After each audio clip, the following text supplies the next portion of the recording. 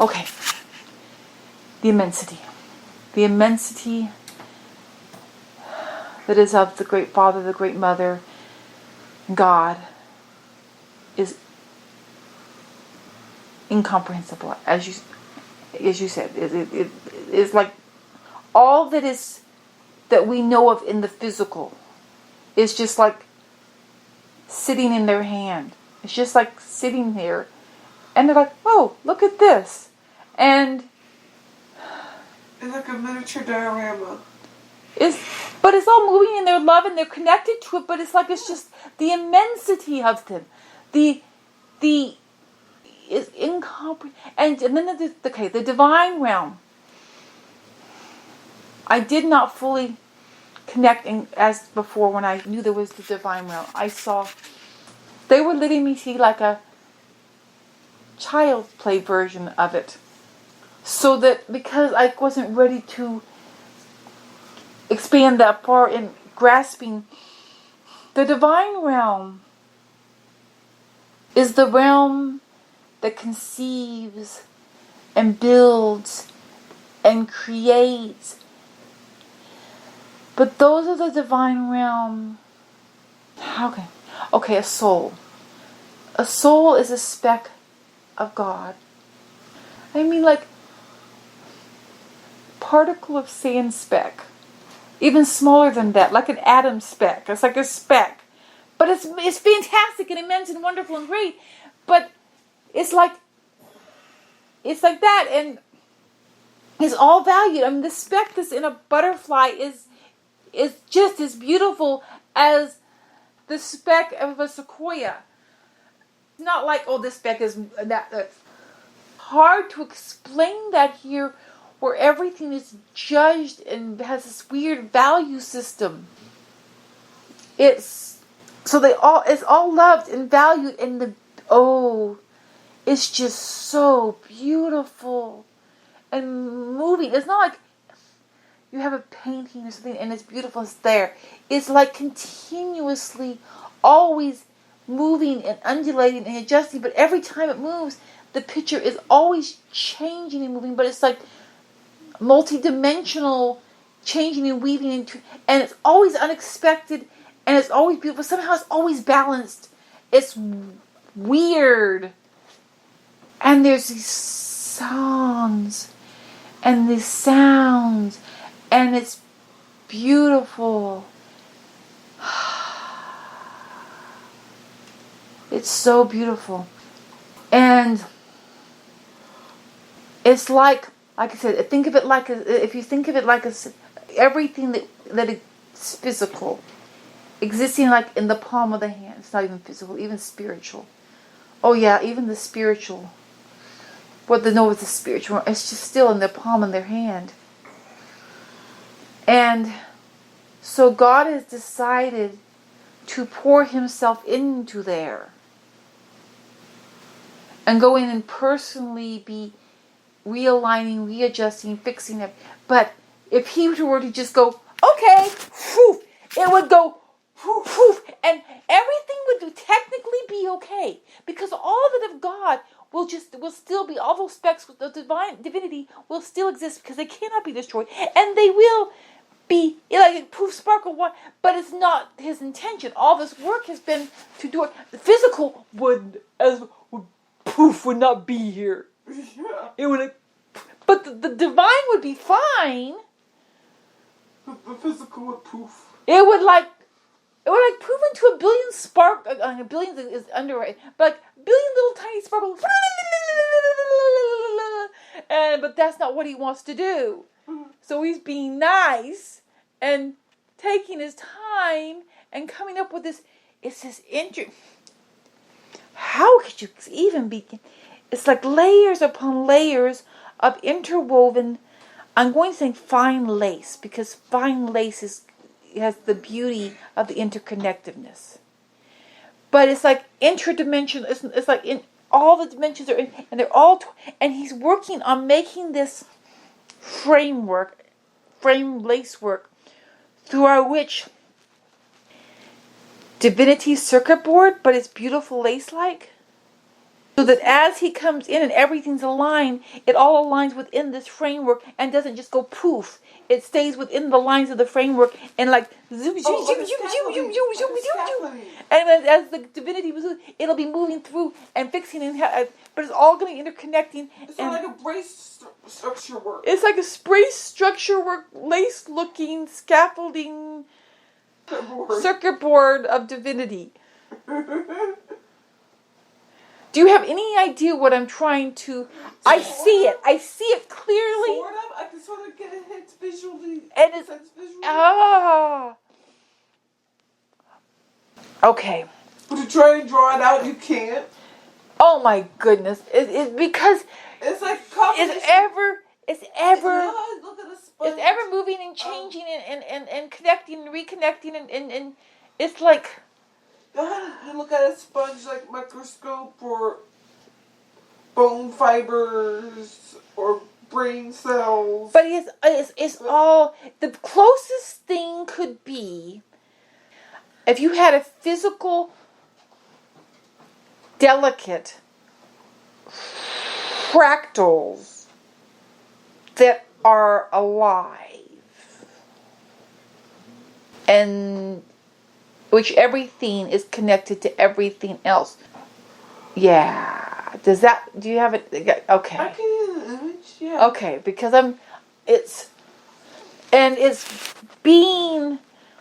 because God, the Great Father, the Great Mother, and light is fantastically insane from our perspective.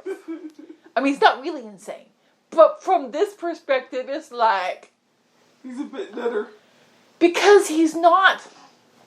I'm using the term he because there is a bit of a masculine-ish, but not always, quality to it. But he's not.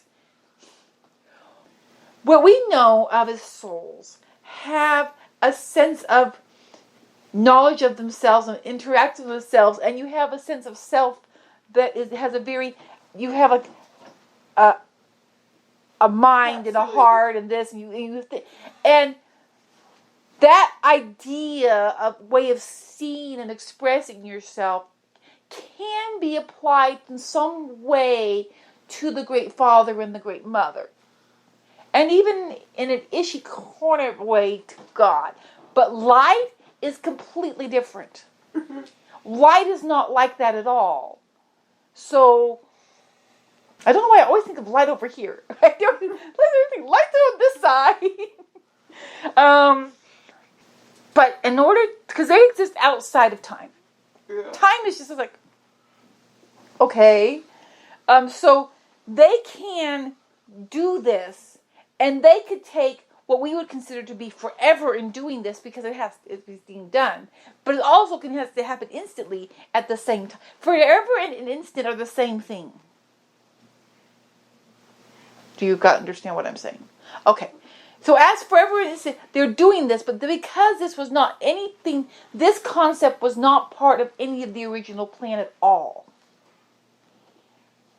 The complicated details as it's being worked out, it's on the fly. It's on the fly. It has to be an adjustment in order to make it work and not mess up everything that's already here. Rather than just throwing it all away and starting again. That's not what he's going to do.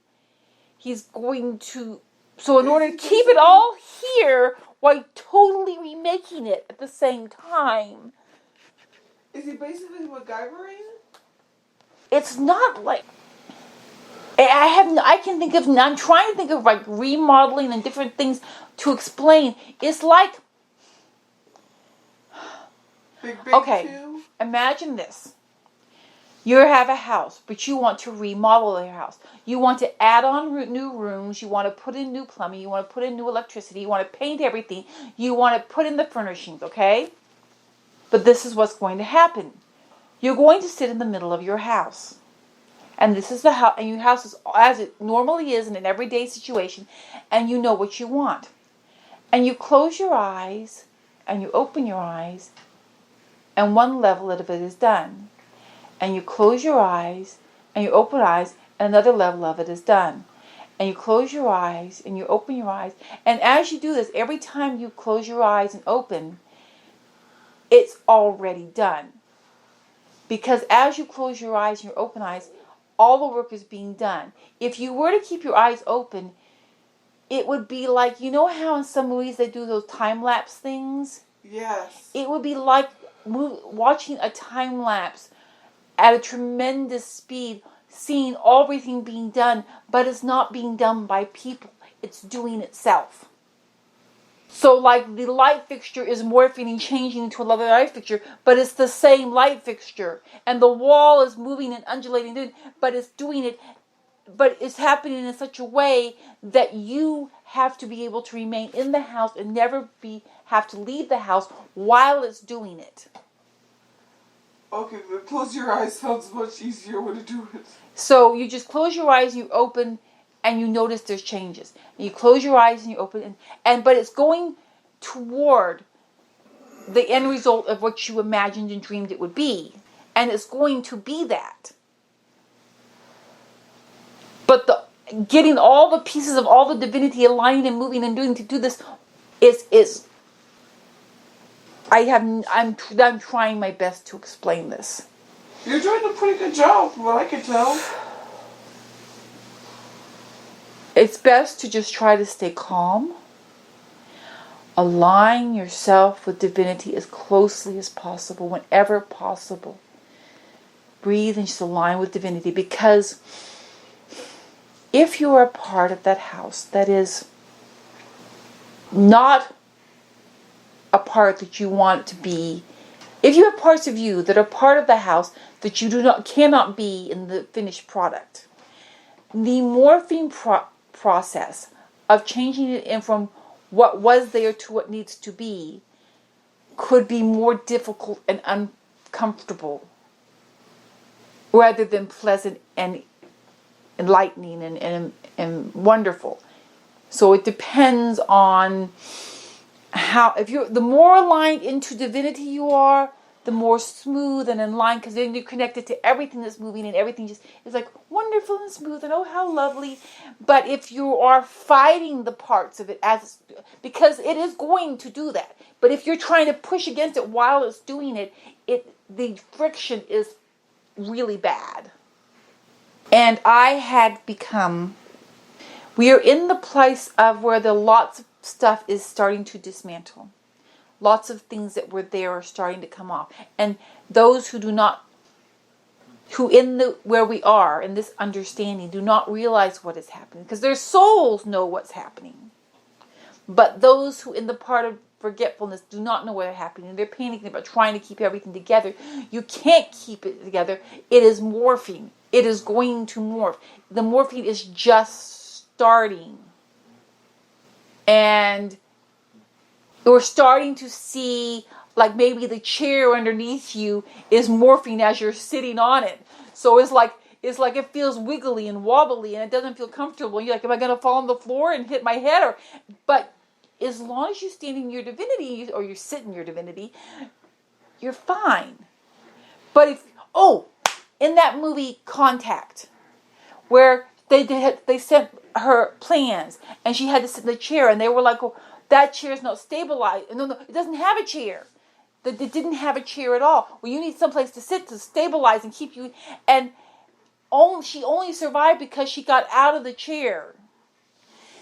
If you are trying to hold on and to stabilize yourself to that chair and not let that chair go, you are going to experience the reverberation that occurred to that chair in Contact.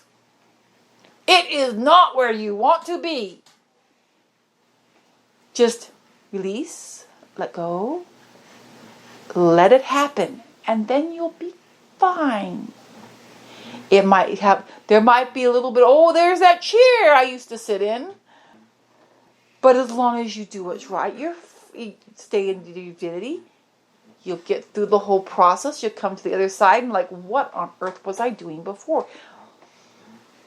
And I had gotten caught up in trying to hold on to the chairs, trying to strap things in, trying to hold on to this and that. this all going to morph. It doesn't mean it's all going away, but it's all going to morph.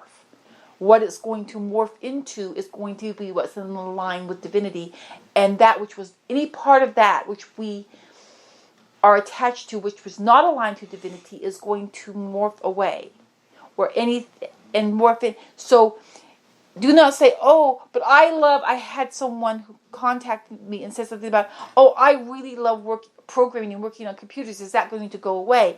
No. But that which you are doing in computers, as it morphs, is going to morph into something that is solely and completely divine. It will not have dark elements to it. It will all be completely in line. So you will be doing divine computing. That is what's going to occur. So this is hard here in the dark, because that is where we are. We are in the dark.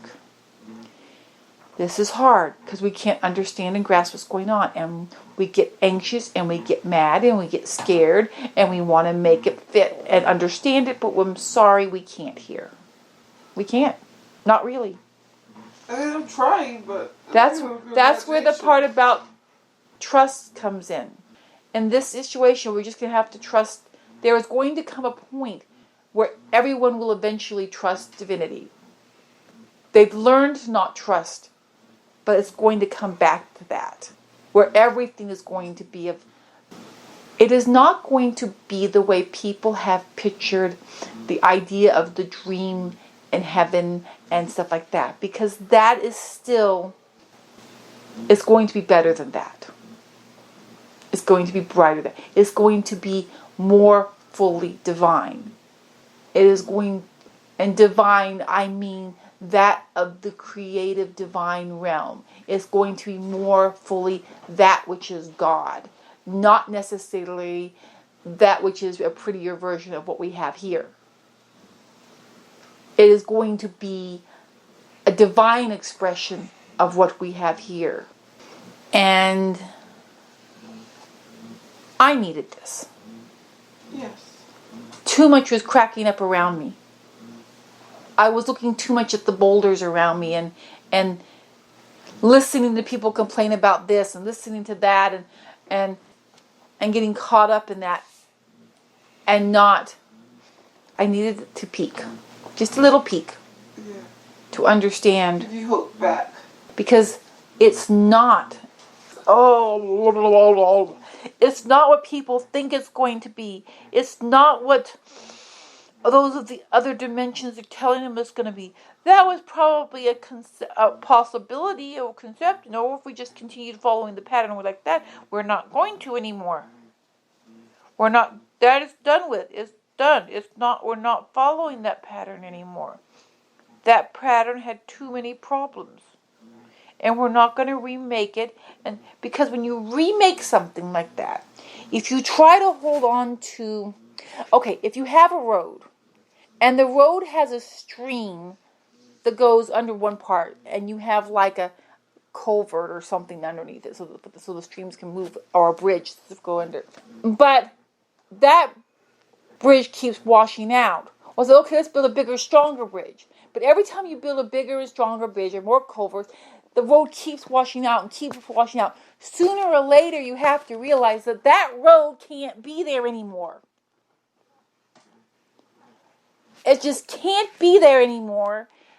It's on a floodplain or whatever you want to call it. It cannot be there anymore. It doesn't work there. We're going to have to take and just not have that road there anymore. Just let nature take it back. Let it go back to whatever it wants to be and put a road someplace else. Because that road doesn't work. So the ways in which souls matured and grew and the whole convoluted process is going to be done away with. It's morphine. It's not going to be done away with suddenly because it'd be too much for everyone to handle. It's going... Don't ask me a time frame. Don't ask me a time frame.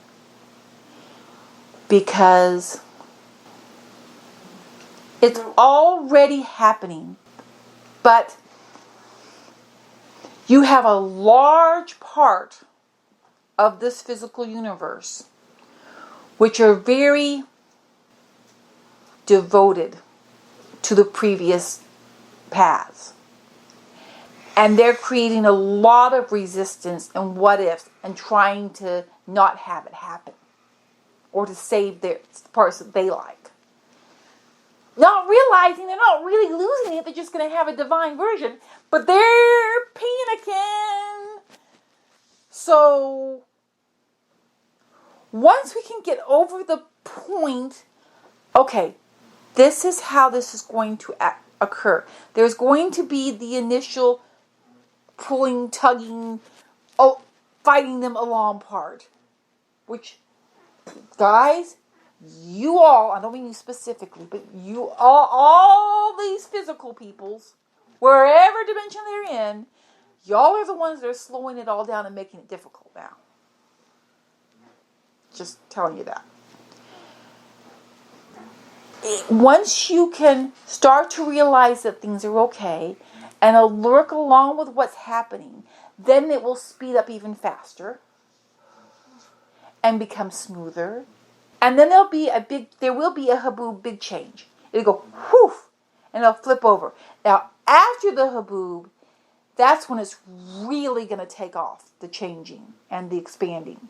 Because when all of your uniqueness that belongs to each individual is aligned and connected to divinity, and all connected to divinity of all others, the experience of creative, fun whooshing is just going to be like inconceivable.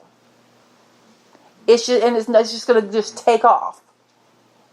It's not going to have what you might consider limits. It's going to be, but from your experience, there will be really like unlimited.